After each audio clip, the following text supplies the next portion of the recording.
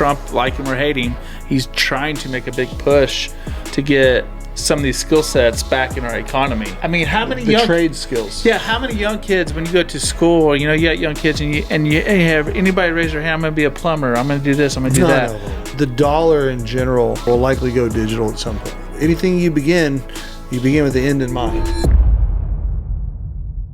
Today, we are going to talk about the future of finance. And by 2030, there's going to be $68 trillion of wealth that's transferred to somebody, hopefully me. 68 trillion? 68 trillion. That's a lot of money. I know. Are you going to be on the receiving end of that? I hope. But let's talk about that. All right. So you hear, for somebody like Eric and I, we watch a lot of podcasts, we watch a lot of shorts, etc. on social. I watch more of that than I do traditional TV. Me too. Okay. So one of the things that I consistently see is talking about this big wealth transfer and how it's happening and how it's happening very quickly. And some of them are positive and some of them are scary for some of these baby boomers because they're getting older. They're wanting to retire. They're wanting to sell these traditional types of asset businesses, real estate, service companies, from plumbing to HVAC to laying floors, brick masons, whatever. These small little companies that make up our economy, these baby boomers have built really good sound businesses off their back, but they do not know how to sell them, and or there's nobody lining up to buy them. So why? Well, I think, in my opinion, that a lot of times what happens is that these people lived and breathed these businesses, and then their sons and daughters come along, right? And it's a new day and age, right? Everything is more focused on AI and crypto and softwares and this, that, and the other. And it's just boring to these younger kids when really there's a huge gap there, right? And that's what you and I always talk about is we're in a business where most people we compete with are probably 50 plus years old. Oh, if not older. If not older. And there is a huge gap in knowledge as far as technology goes. And it gives us a unfair advantage when it comes to utilizing technologies for some of these traditional style businesses and integrating those, right? Well, I think a lot of times too, what we figured out running this business and some of our other ones is the younger generation isn't always motivated by money either. That's a good point. That's a very good point. They're motivated by, does it have purpose? Does this job have purpose? Does it make him feel like fulfilled? You know what I mean? Does it have a green initiative? Is it whatever is going to make him about a more of an emotional tie to the job than it is about kind of how you and I, it's more about what am I going to get paid at the end of the day? Yeah. You know what I mean? And there's nothing wrong with that way, right? It's just not how Josh and I are wired. But I would agree. I think a lot of the newer generation, the Gen Zs, I guess I call them now. Yeah, I think there's a little bit more emotional side of things. I'm just going to tell you right now, if you're, a younger generation, I'm telling you, servicing a toilet is not going to make you emotionally feel happy with your life. I promise you that. Especially at a Chinese festival, they've been eating kung pao chicken all day Kung Pao with chicken. fried rice. Let me tell you something. Yeah. And some soy sauce. Let me tell you something. That is not going to make you feel emotionally happy. Or the Spanish siestas that they have. Spanish freaking holidays, and they eat those refried beans and some enchilada. So let's go back to this. I think the traditional businesses are going to struggle, and they're already struggling. You're already seeing it on major news networks, and Trump, like him or hate him, he's trying to make a big push to get some of these skill sets back in our economy. Manufacturing jobs, plumbers, electricians, welders, crane operators, things that built our country. Yeah. Masonry, mason, all these little things that, how many the trade skills? Yeah, how many young kids when you go to school, you got young kids and you have anybody raise their hand, I'm going to be a plumber, I'm going to do this, I'm going to do that. None of them. The emotional thing you used to hear when we grew up was, I want to be a police officer or a firefighter or a pilot or something, right? But you never hear anybody that says, I want to be a plumber or I want to be an electrician. And it's funny because or a truck driver. You and I talk about that to where it's like, man, if we didn't go to college and we started in one of those trades, learn business, Oh, right? How crazy that would be. Because if you did it right and you took that leap and you started your own business and you understood HVAC or plumbing or electrical, I mean, you can make a astronomical amount of money. yeah, and it's not emotionally sexy. No, it's not. So back to this. There's a large transfer of wealth coming, right? And by all means, this doesn't touch everything, but a lot of it's going to be AI driven, wealth created from AI. And this is in my opinion, from crypto, from service businesses that get bought out because all these baby boomers, like you were saying, right? They're going to have to go somewhere. Either PE people are going to come in there and eat them up. Private equity. Private equity people are going to come in there and eat them up and make one big monster company, which we see everywhere right now. And then the last thing is investments, just in general, like old school investments. There's still going to be a lot of wealth created. You know, like you said earlier, you love or hate Donald Trump. I think that what he's trying to accomplish, in my opinion, is, you know, bring a lot more jobs back to the United States. And I think we're going to see a lot of raised prices in stocks. I think the percentages are going to go up for like your S&P 500, and your returns are going to be even greater. Well, I think personally, a lot of the younger generation, they're so used to instant gratification. And in their mind, blowing up on YouTube or social media, hitting a meme coin like you and I talk about at least an hour a day. We just need XRP to go up to $1,000. XRP to the moon. I think living that reality that most of the time is not going to come true, and you can get instant gratification, is the reality most of these kids live in. Yeah. And real estate, if you've been in real estate, you know it's a slow grind. You're not going to get rich overnight. Yeah. Every once in a while you might hit a lick, but most of the time it's not like that, right? It comes with a lot of time, a lot of hard work. Starting a service company, a lot of things going on each and every day. Making a video and putting it on YouTube and going viral and making $30 million or $5 million like some of these people do is what these kids are looking at. You hear about crypto, they're putting $10, $15, $2,000 into something. The next thing you know, they have $1 million. Yeah. So, I'm and not they that know lucky. how to, here's the crazy thing about it. You really can't hate on them because those guys are born with a computer, an iPad, and an iPhone in their hand from like age of 3. And they know how to operate all that stuff. It like makes sense to them. For us, we're like forcing ourselves to learn crypto and learn AI and some of these other new technology advances that we probably don't 100% get. But these guys are growing up with this stuff. Talking about crypto to your daughters is going to be like talking about USD to them. Like $1. They're going to be like, yeah, crypto, Bitcoin. Yeah, what's the big deal? Yeah. You know what I mean? Yeah, and it's just the shifts, man. So I think you said private equity. Let's go into that real quick. I mean, I think it's going to be a big piece of this transfer of wealth. I'm sure you probably agree with me, because there is, and I don't know if you have the statistics about how many of those, how many service businesses are ran, like I said, by individuals who are 60, 70, 80 sometimes my parents were years old. There's a business here in town, a very, very successful one, and he will probably die there, right? And it's hundreds of millions of dollar business. Yeah, right? Our competitor. And I think a big shift you're going to see is those businesses, as long as they're making a decent amount of money, I mean, they're going to go somewhere. Well, right? Either they're going to sell them off, or their kids are going to run them. And what we found out is most kids they don't have that interest. Well, they're just don't have the willingness to go through the grind. They've seen what their parents had to do their entire life, and they don't want to go through that. They rather just have the quick money. Yep. If there's any money to be had. And those service businesses, they end up, they get old, they don't want to mess with it no more.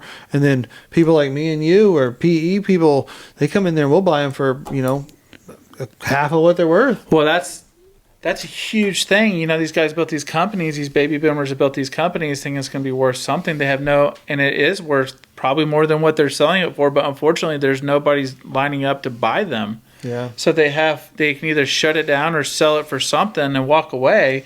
What these people, you need to understand this if you're watching this. People with money are usually smart, and people that control a lot of money are usually really smart. So these private equity companies and these family offices, they recognize these segmented markets with no end. Like the end's not good for the operator. So what they do, they're going in there raising all this money and they're buying these HVAC companies, these plumbing companies, and roll-off companies, and all these little segmented weird companies that you don't hear about, fabrication shops, etc. And they're combining them all, and they're just taking over market dominance for pennies on the dollar, and they're creating massive amounts of cash flow and tax write-offs and all these other things, beneficial things to them. And it's changing a lot of people's lives on the private equity side. And sometimes it's hurting a lot of smaller guys because they have no out. That's right. They always thought they were going to give their business to their kids, or they're going to sell it, because traditionally over the last 50 years, that's what you did. And there was an option to do that. Now it's like, hey, I built this business. It's not big enough where the big boys have to have me. I'm just right at that weird small stage that the big boys they're going to look past me. So who's going to buy this thing? It ain't going to be a young person. They don't have any money. The cost of capital is too expensive. They have no assets. They just generally don't want to get in those unsexy And businesses. I really think they don't want to work that hard. And it's just a business that does have zero interest, because it's always been, in my eyes, looked down on. Yeah. If you were a plumber, back in the day, you're like, oh, he's a plumber. He's poor. But now it's like, you're a plumber. Yeah. He got money. It's $300 for that son of a gun to show up at your house. I know. And then he has to go get a part. Yeah. He's making 200% on that. Yeah. So I just think combination. People want immediate gratification. I agree with that. They don't want to be working hard in the sun and the heat, and nobody really does at the end of the day, but they just don't want to work that hard and have that much stress. And I think a lot of it, they work off of emotion. Yeah. And they don't want something that's not going to be fulfilling, or something that's not giving back. And I don't know what the whole thing is. I'm not one of those. I'm more of a traditionalist. The savings, the real estate, the stock, starting service-based businesses that require a lot of employees and a lot of equipment. They don't want to deal with all that crap. No, and I understand why firsthand, right? But it's the only way I know how to do it, though. I get it, and I'm right there with you, buddy, living and dreaming it. And so we've talked about the service businesses. We do think there's a big transfer of wealth coming there. Obviously, there's going to be a big transfer of wealth in AI, and also the components that make up it, right? I mean, look at what NVIDIA is doing, right? I mean, holy crap, on Teslas and all AI are surrounded around Tesla, and the AI surrounded around Google itself, right? And like I was watching this deal the other day, they're getting ready to they got these new computers, screens and TV screens that have I think there's 8 cameras on them. I sent you that. No, you didn't. Oh. But you can literally now get a rendering of yourself in 3D, right? Yeah. Like you're sitting in front of somebody when you're not really there. It's all the technology surrounding around AI. There is going to be a massive amount of wealth transfer going there. We can all agree to that. So if you're looking for a business to start and you're, a lot younger than us and you're likely living and breathing that a little bit more than we are, that's probably a good place to start. And it seems like to me there's always going to be the exponential gains in that world. It's happening before our eyes. I mean, it's crazy. I mean, you start seeing some of those big exits. Instagram sold for how many? Oh, yeah. I mean, millions or billions of dollars with like 10 employees and a few laptops and a big idea. You know what I mean? You start seeing these things that they're technology platforms that operate real life assets. And I'll give you an example when I say that. They're technology-based platforms that are bigger platforms and operate traditional assets at a larger scale than people that own the actual asset. I'll give you an example. Airbnb. They own zero real estate. I know. It's crazy. It's amazing, really. But they make billions of dollars every year by utilizing somebody else's real estate with a technology-based platform. Yep. Right? Cars will be one of them with Uber. Yep. Right? They own zero cars. I know. It's crazy. The model's genius. Yeah, it's freaking nuts. It's genius. They're in your world too, and they're in our world, and they're making all this money with just technology, and I see why they want to do it, because we look at the things that we have to go through grinds. We're limited off the service areas we're in, and those are world platforms. They're Airbnbs worldwide, Uber's worldwide, more than likely, Yep. So the next one I like to talk about, and this is the one we always like to discuss, is crypto. So obviously this is in my opinion, but I think at this point we can all kind of sit back and say that the dollar in general, right, or whatever fiat currency in general will likely go digital at some point. It already is digital. If you really sit there and start thinking about it, and people have their mindset made up, some older folks do, and says, hey, it's for scam artists, it's for child molesters, it's for drug lords, it's for this, that, and that, and other. They branded those people the wrong way. But or they had a bad experience at the very beginning when it was highly unregulated. But it's going to go digital. It's already been digital for a long period of time. You start thinking about how you move money around and how you spend money and how you save money. Think about it. When you look at your bank account, you look at it digitally. When you go spend a credit card, it's digitally, and it's credit. Checks. There's so many ACHs, wires. Yeah, I mean, it's already, the foundation is already there. And then they kind of put technology platforms in there where you can do like Chime, not Chime, but the Apple Pay, and what is the other one, Venmo, and all these other Cash different App Cash App. They kind of went down that road, and now it's like, okay, AI is going to be so integrated in everything. They can't move cash fast enough, and people don't. It's hard to trust that much cash moving in between that many people. Wait till everything's digital and you have a chip in you that's got your money in there. Yeah, it's coming. Right? That's kind of where I think it will go to some degree, But crypto, I think there's a big transfer of wealth coming here because not only for the fact of the currency going digital, but more so, I would say, in the utility behind, some of the technology. Right. We've been, to be specific, right, is when they're moving money, once it becomes digital, it has to be able to get transferred, which is what all these ISO regulations that you're hearing that people are talking about are about. So that's coming. And if you're in whatever space is in the technology to move the money from one place to another, maybe the big banks to the other big banks, cross countries, cross seas, whatever you want to say. And then there's probably another space between the individual, right? And then there's a ton of utility to some of these crypto. So, you think about the whole world, they're limited off the speed of movement. It's called the velocity of money, the velocity of capital. It limits everything, right? When you can move money, think about how you pay your house payment. You pay it once a month. Think about how you pay your car payment. You pay it once a month. And you start realizing, and you start there thinking, why do I pay all these monthly and not daily? Because if I paid it daily, I pay less interest. Mm-hmm. So you start thinking about the traditional ways of doing everyday life. Well, think about when you can move money so fast within seconds and so easy. It's not a big issue. If you wanted to pay your house payment every day, you'd have to put it on auto withdrawal. The bank would charge you fees, or you have to handwrite a check every single day, and you would be like, that's just not possible with the amount of stuff I have coming out. But when you can move money so fast between person to person or business to business or country to country and large scale, cheap, fast, why don't you pay your house payment every day?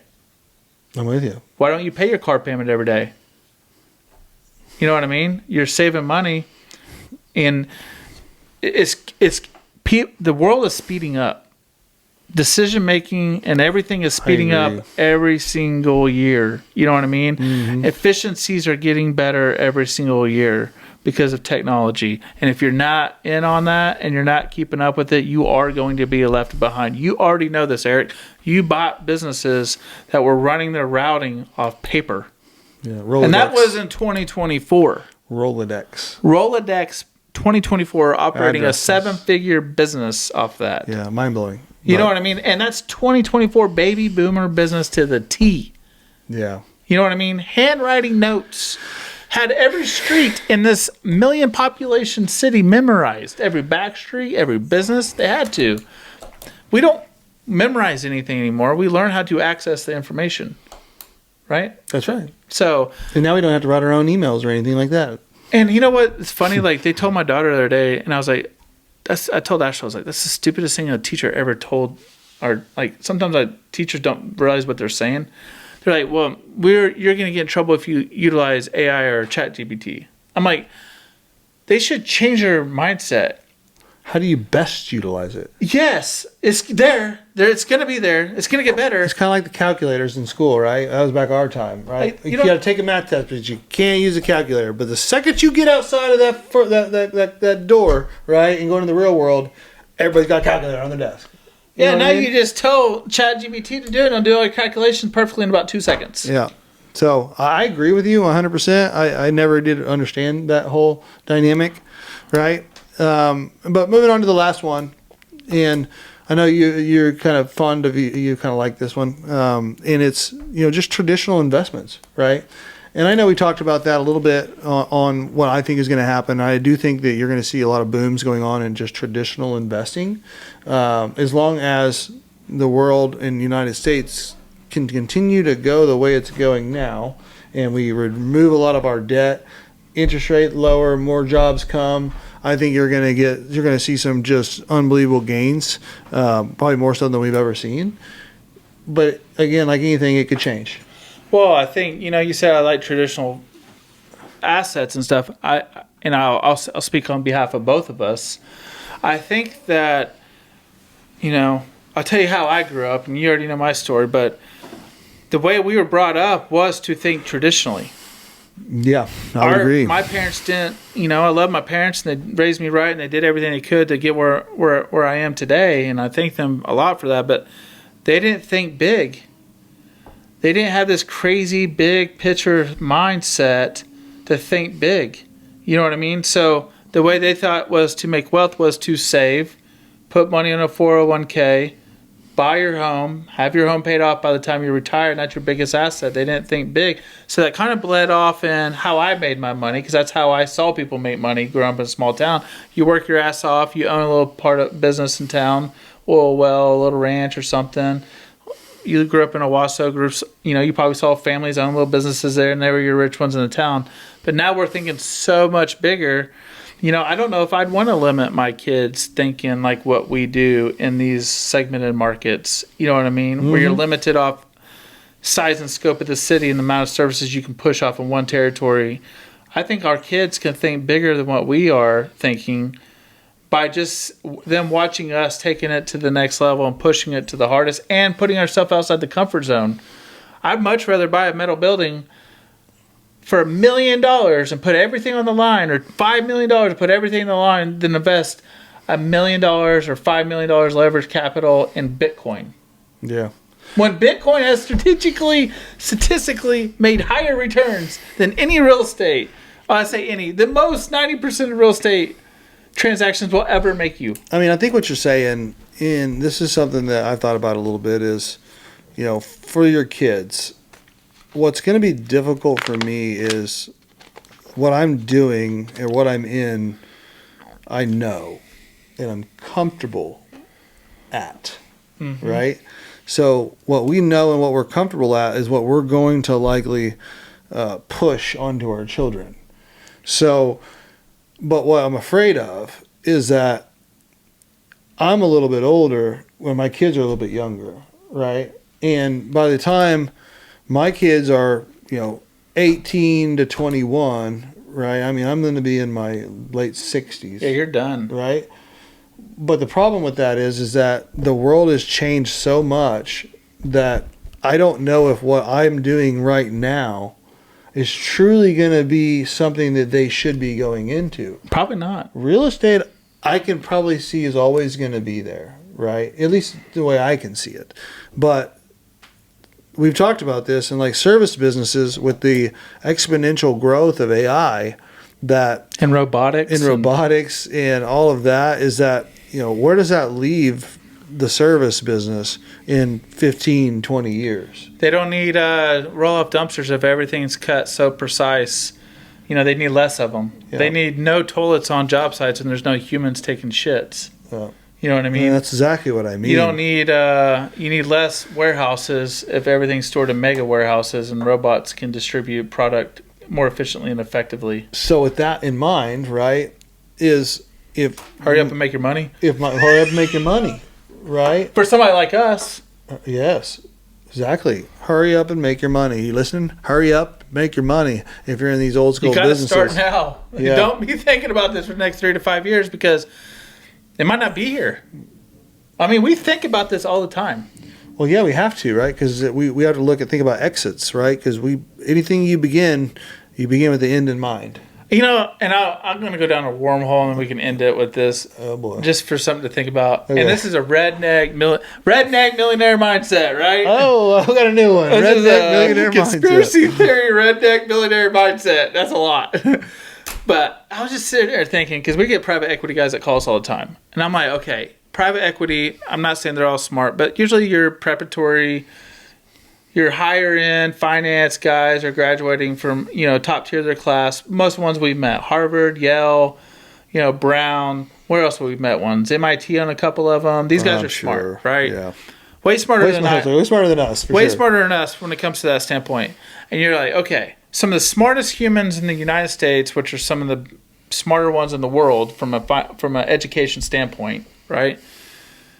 Why are they looking at buying dumpster roll-off, porta potty, lawn care, street sweeping, plumbing? Why are these guys looking at buying some of the smartest people in the world? Why are they buying these types of dentist offices? Why are they buying these businesses? Well, I think you have to ask yourself: is it for a short-term monetary gain? Well, this is my a theory. Bigger play? Stay tuned. This is my theory. Okay. It gets deep. Oh, here we go. I like this. I think, and I don't know if I 100% believe, this is my theory, right? A few years ago, it was all about tech.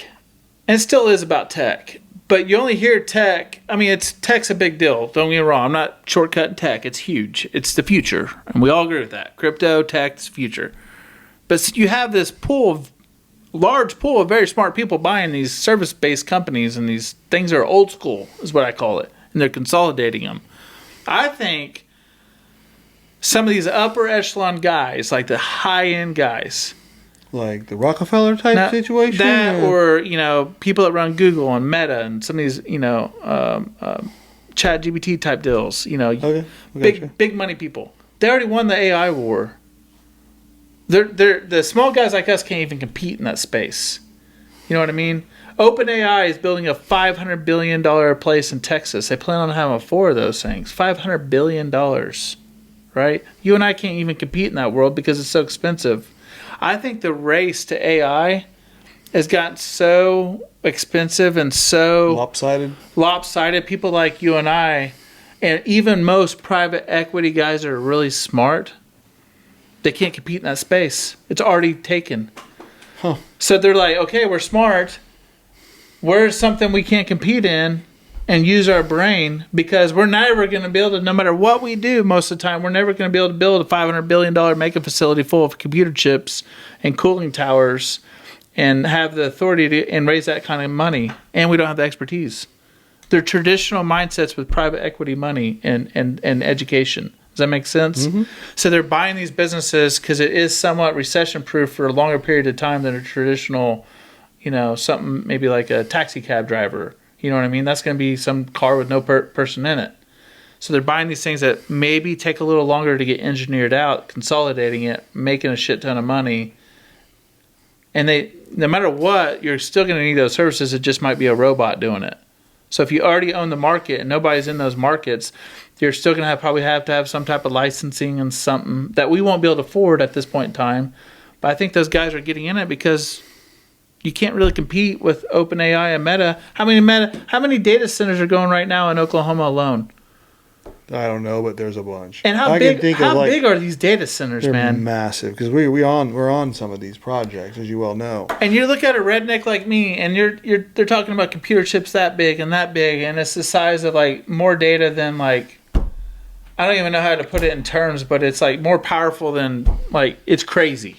Yeah. And you're talking about, I bet you're onto something with that. Like 100, the Meta's building one down in Louisiana. It's like 2,000 acres. Yeah. Data center ranch. 2,000 acres. That's crazy. You know what I mean? Yeah. We have a little duck hunt property that's a couple hundred acres. Could you imagine 2,000 acres of data center computer chips? Oh, I know. And what that thing can do?